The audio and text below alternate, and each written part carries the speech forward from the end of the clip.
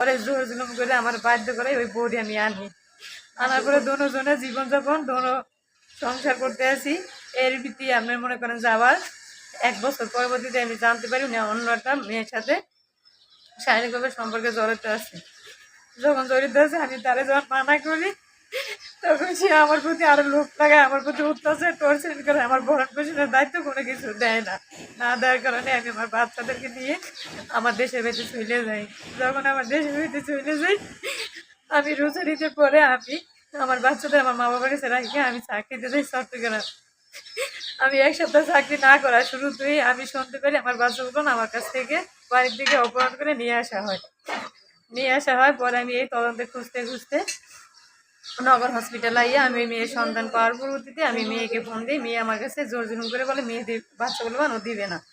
না দরকার নেই। আমি আমার হাজব্যান্ডকে ফোন দিই, সে উল্টো ব্ল্যাকমেল করে আমি বাচ্চাগুলো নেই। পরে যখন আমি আইনগতভাবে জানতে পারি বাচ্চাগুলো ওর কাছে, আমার বাচ্চাগুলো আমার নিখোঁজভাবে রাখছে, আমার সাথে কথাও বলে না, যোগাযোগও করে না, বলতেছে আমার কোনো দায়িত্ব নাই, কোনো অধিকার নাই, এই কথা আমার বলে। কিন্তু আমি এখনো পর্যন্ত আমার সন্তানের মুখ দেখতে পারি নাই, কথা বলতে পারি নাই। এখনো পর্যন্ত কোনো সন্তান পাই না আমি যে ওরা কোথায় আছে বা কি।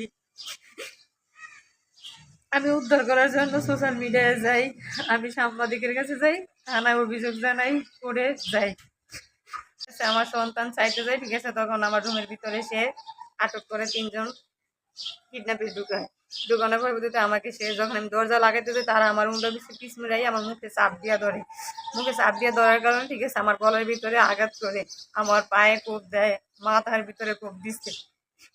আমার জীবন বাঁচানোর জন্য তখন আমি রুমে থেকে বের হয়ে যাই, চিৎকার করি, এলাকার লোকজন আসে, লোকজন এসে পরবর্তীতে জানতে পারে যে এই অবস্থা, পরে ওরা পালাইয়ে যায়। আপনার চিকিৎসা না হাসপাতালে নেওয়া হয়? হ্যাঁ, আমাকে চিকিৎসার জন্য স্বাস্থ্যসেবা মেডিকেলে নেওয়া হয়। যে যার সাথে সম্পর্ক পরকীয়া করতেছে ওর নাম হচ্ছে নার্সিন।